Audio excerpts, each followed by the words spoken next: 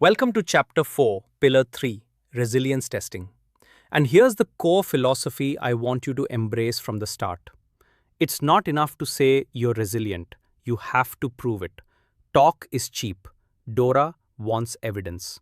So, this chapter is all about testing your defenses before an attacker does it for you. Let me lay out our path. First, we'll understand what testing is actually mandatory, for whom and how often, because not every firm faces the same requirements. Then, we'll design a proper testing program, risk-based and well-governed. Next, we'll cover the baseline testing everyone does, things like vulnerability assessments, scans, and tabletop exercises. After that, we step up to the advanced stuff, threat-led penetration testing or TLPT. We'll figure out who must do it, how to scope it, and the difference between internal red teams and external testers. Then, we'll explore TIBER-EU, the framework that underpins this advanced testing, and walk through its phases. We'll finish with pooled testing and, crucially, how to turn test results into real improvement. By the end, you'll see testing not as a box tick, but as your dress rehearsal for the real thing. Let's go. Let's start by clearing up a common confusion. People hear DORA testing and imagine every firm must run elaborate, expensive attack simulations. That's not quite right. DORA has layers, and what applies to you depends on who you are. So let's sort out the landscape clearly. Here's the structure. There's a baseline of testing that every in-scope entity must do. This includes things like vulnerability assessments and various reviews, generally at least annually. Think of this as the standard health check everyone gets. It's not optional and it's not exotic, but it's essential. Then, sitting above that, there's advanced testing, the threat-led penetration testing we mentioned, TLPT. And here's the key. This advanced layer only applies to significant entities, the bigger, more systemically important players. So a small firm does the baseline, while a major bank does the baseline plus the advanced testing. Let me use an analogy. Think of a routine annual physical versus a full cardiac stress test under specialist supervision. Everyone should get the basic checkup, but the intensive specialized testing is reserved for those who need it most. The principle here is proportionality again, scaling effort to risk and significance. So my advice, first figure out which tier you're in. Are you doing baseline only or baseline plus advanced? And make sure your testing covers your critical systems and functions. Frequency scales with risk, so the more critical you are, the more rigorous your rhythm. Now that we know testing exists in tiers, let's talk about designing a smart program. And here's the most important word, risk-based. You don't test everything equally with the same intensity on the same schedule. That would be wasteful and exhausting. Instead, you focus your energy where it matters most. Let me show you the thinking. The starting point is scope. You build your testing around your critical and important functions. The things that, if they failed, would really hurt. Remember our dependency mapping from Chapter 2? This is where it pays off. You already know what's critical, so you know where to aim your testing. Then you prioritize. Not all systems carry equal risk or threat exposure. So you sequence your testing, hitting the highest risk, most critical areas with more rigor and frequency. And you schedule it across the year, so you maintain continuous coverage rather than cramming everything into one frantic month. Let me give you a real-world analogy. Think of how a city inspects its bridges. They don't inspect every footbridge as often as the massive motorway bridge carrying thousands of cars. They focus resources where failure would be catastrophic. Your testing program works the same way. And here's a crucial point. Combine different test types for a complete picture and align the whole program with your ICT risk framework. My advice? Treat your testing calendar as a living plan, reviewed and adjusted as risks shift. A thoughtful program beats scattered, reactive testing every time. Let's talk about something that often gets neglected in testing, governance. People focus so much on the technical how of testing that they forget the who's in charge part. But DORA cares deeply about governance, and for good reason. Let me explain why ownership and approval matter so much here. Start with ownership. Your testing program needs a clear owner, someone genuinely accountable for it, not a vague, the team handles it. Without ownership, testing drifts, deadlines slip, and findings get ignored. Then there's approval. Senior management must approve the scope and plans. Why? Because testing involves real decisions: what to test, what risks to accept, and leadership needs to own those choices. Here's a subtle but vital point: independence. The people doing the testing should be independent of the functions they are testing. Think about it. Would you trust someone to grade their own homework? If the team that built a system also tests it, they are unlikely to find their own blind spots. Independence keeps testing honest. And finally, reporting. Results and decisions must flow up to senior leadership, and records must be kept for supervisory review. Regulators will want to see that testing was governed properly, not done ad hoc in a corner. My practical advice: treat testing governance like financial audit governance. Clear ownership, senior approval, genuine independence, and a solid paper trail. That structure is what turns testing from a technical exercise into credible, defensible assurance. Let's dig into one of the foundational baseline tests, the vulnerability assessment. Almost every in-scope firm will do these, so it's worth understanding them well. At their heart, they answer a simple question: where are the weaknesses in my systems? Let's explore how to do them properly. First, scope. A vulnerability assessment should cover your critical systems and your exposed assets, the things facing the outside world and the things that matter most. Don't just scan the easy stuff and call it done. Aim where the real risk lives. Second, methodology. You use consistent, recognized approaches, so your assessments are reliable and comparable over time, not random one-offs. Third, frequency. DORA expects these regularly, at least annually, and importantly, after any major change. Why after changes? Because every time you modify a system, you might accidentally open a new hole. Think of it like checking your house for unlocked windows, not just once a year, but especially after you've had builders in doing renovations. But here's the part that separates good from great. Finding vulnerabilities is only step one. You must score and prioritize them, then actually track them to closure. I've seen firms with beautiful vulnerability reports gathering dust, weaknesses identified but never fixed. That's almost worse than not knowing, because now you're knowingly exposed. So my advice: close the loop. Find them, rank them, fix the important ones, and prove they're resolved. An unaddressed vulnerability report is just a roadmap for attackers. Let's continue with the baseline testing toolkit, looking at three practical activities: network scans, configuration reviews, and gap analyses. These are the workhorses of routine resilience testing. They're not flashy, but they catch an enormous number of problems before they become disasters. Let me walk you through each. Network scans are like regularly patrolling your perimeter, automatically checking your network for weaknesses and misconfigurations. They surface things like open ports you forgot about or services running that shouldn't be. Then configuration reviews go deeper, checking your systems against secure hardening baselines. Remember hardening from Chapter 2? This is how you verify it actually happened and stayed in place. Gap analyses are different in flavor. Here, you compare your current state against a standard, against DORA requirements or recognized security frameworks, and you identify where you fall short. It's a structured where are we versus where we should be exercise. Let me give you a relatable picture.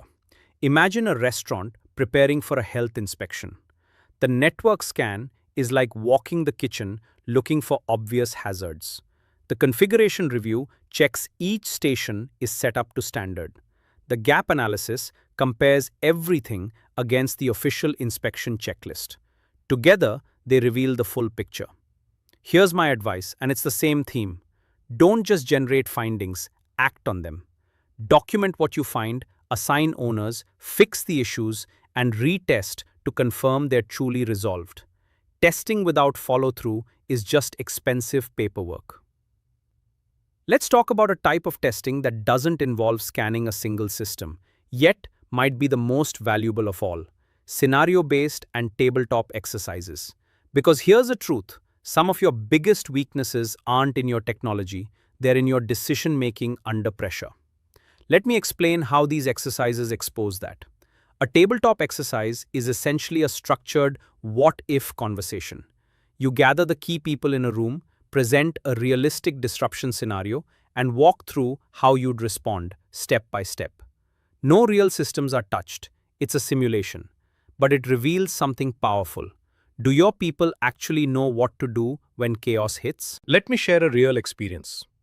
I've sat in tabletop exercises where halfway through the imagined crisis, someone asks, "Wait, who's supposed to call the regulator?" And the room goes silent. Better to discover that confusion in a calm meeting room than during a genuine emergency at 3 a.m. That silence is the exercise doing its job. These exercises cover your incident response, your continuity plans, your recovery procedures, and crucially, they involve the right mix of people, business, IT, and management together. Because in a real crisis, they'll all be in the room anyway. So my advice, run these regularly and make the scenarios genuinely challenging, not softball. And always capture the lessons, then feed them back into your plans. Tabletops are cheap, low risk, and astonishingly revealing. They turn "we assume we'd cope" into "we know we can." Now we level up to the advanced testing, threat-led penetration testing or TLPT. This is the serious, intensive stuff. But before we dive into how it works, we need to answer a crucial gatekeeping question. Who actually has to do it? Because TLPT is not for everyone. Let me clarify the threshold. Here's the key principle. TLPT applies only to entities deemed significant by the authorities. It's reserved for the bigger, more systemically important players, the firms whose failure would send shockwaves through the financial system. So if you're a small or medium firm, you likely won't be required to perform TLPT at all. You'll stick to the baseline testing we covered. How is significance decided?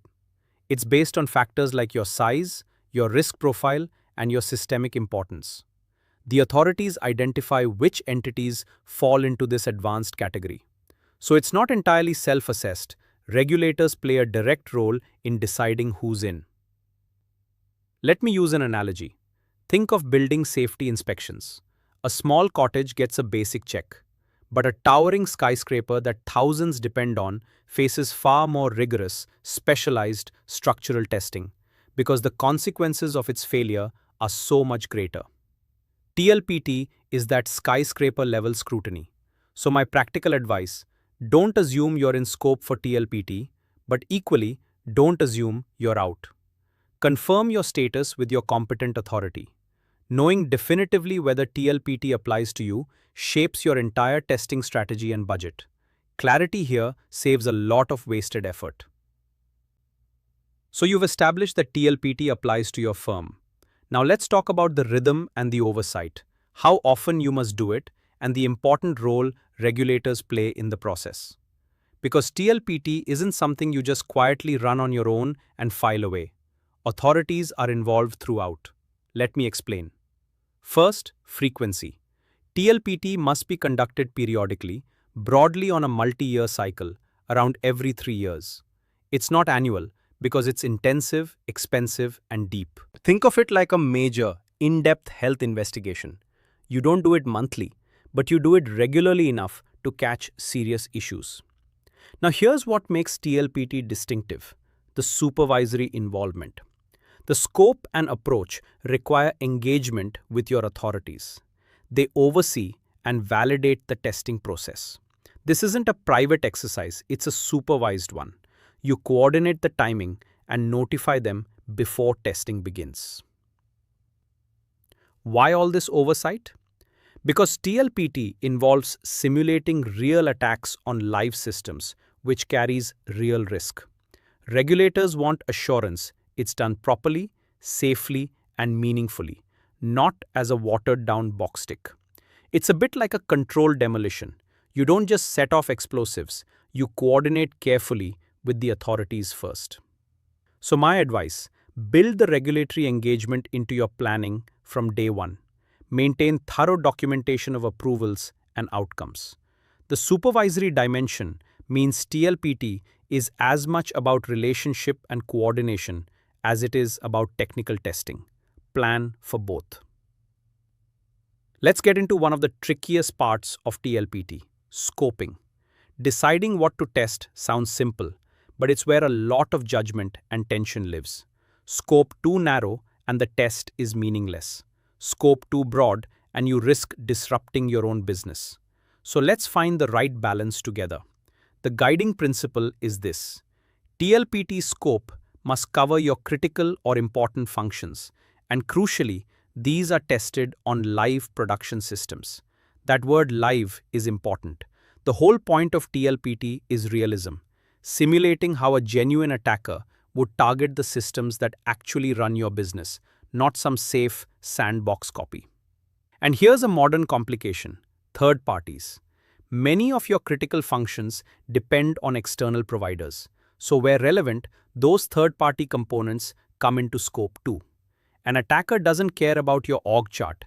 They'll come through whatever door is weakest, including a supplier's. Now, testing live systems realistically does carry risk, so you must manage that carefully to avoid actually disrupting production.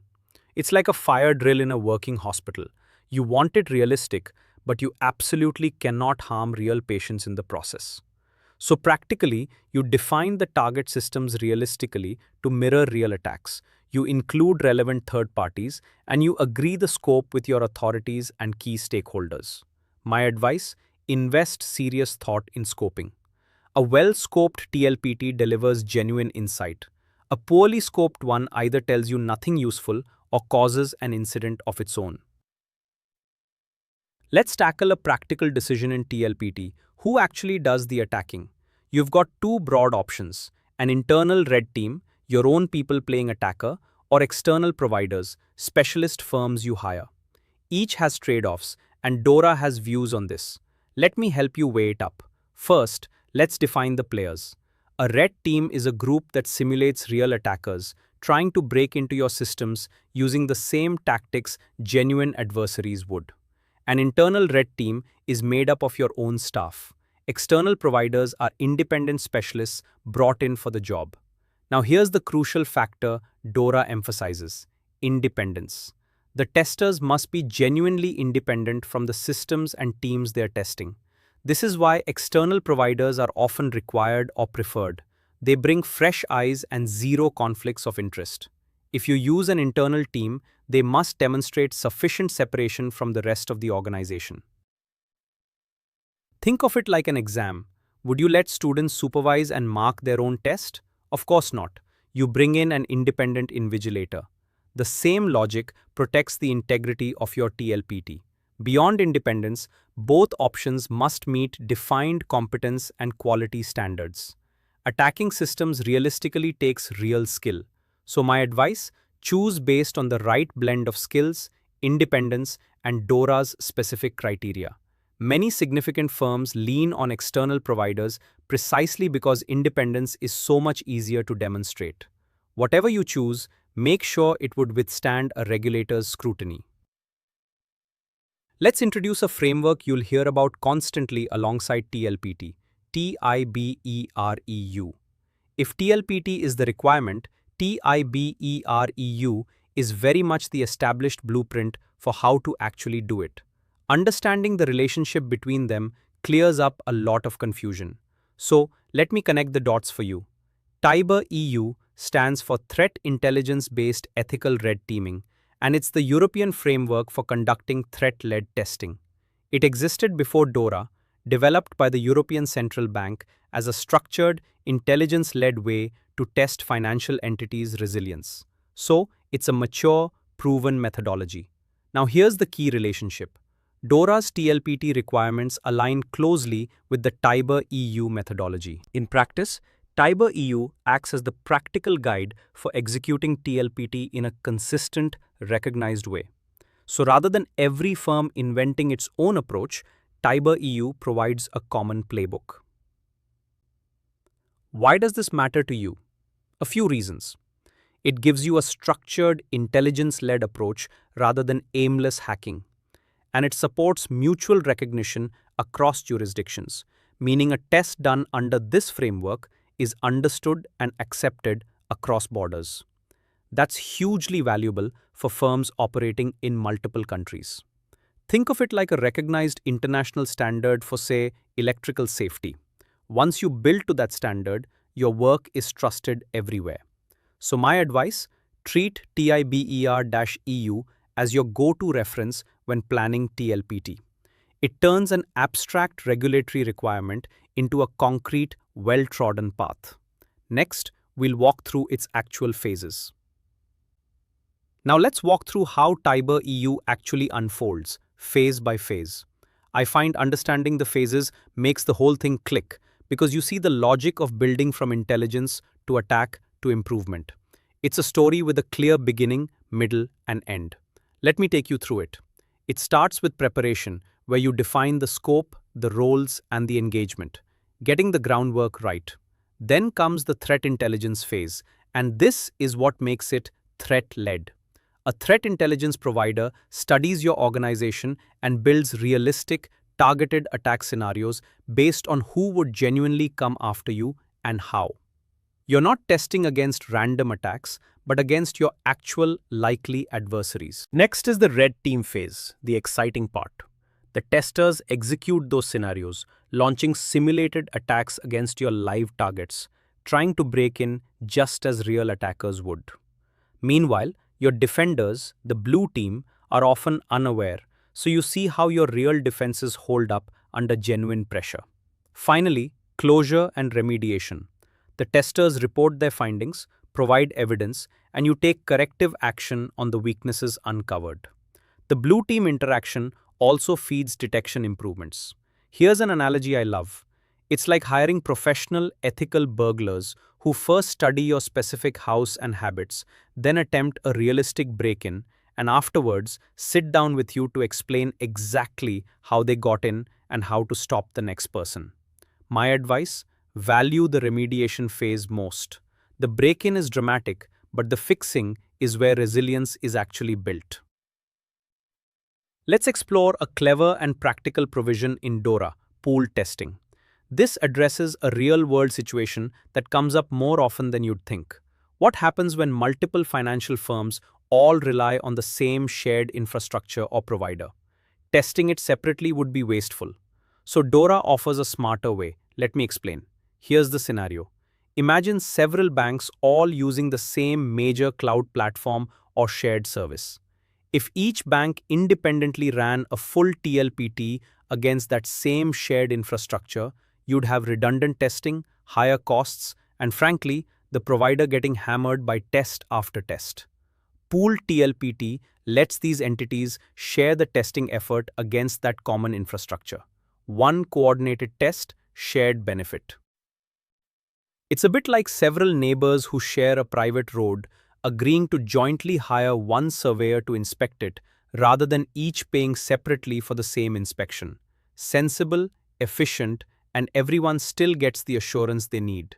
But, and this is important, pool testing isn't a free-for-all. It requires solid governance and clear agreement among the participants. Who leads? How are findings shared? How is confidentiality protected? And of course, the authorities must be engaged on these pooled arrangements. It needs structure to work fairly. So my advice, if you find yourself sharing critical infrastructure with peers, explore whether pooled testing makes sense.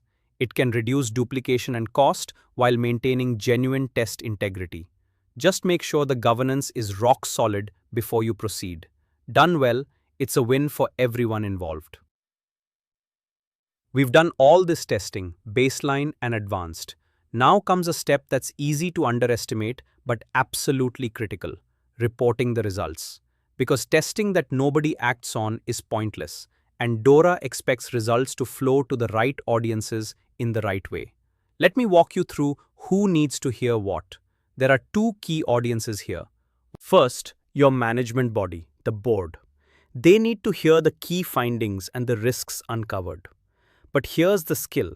You must present these in clear, decision-useful terms, not dense technical jargon. A board doesn't need packet captures. They need to understand, here's our exposure, here's what it means, here's what we're doing about it. Second, the authorities. For TLPT especially, you provide required outcomes and certificates to regulators. This demonstrates you actually did the testing properly and are acting on it. Let me share an honest observation. I've seen brilliant technical test reports completely fail to land with a board because they were 40 pages of impenetrable detail.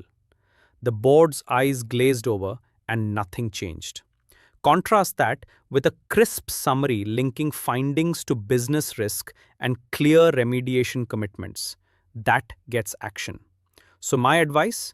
Translate, don't just transmit. Link every finding to remediation commitments and realistic timelines. And maintain a defensible testing record throughout. Remember, the goal of reporting isn't to show off how thorough the test was. It's to drive real decisions and demonstrate genuine accountability. Make your reporting work for its audience. Let's close this chapter by bringing it all full circle.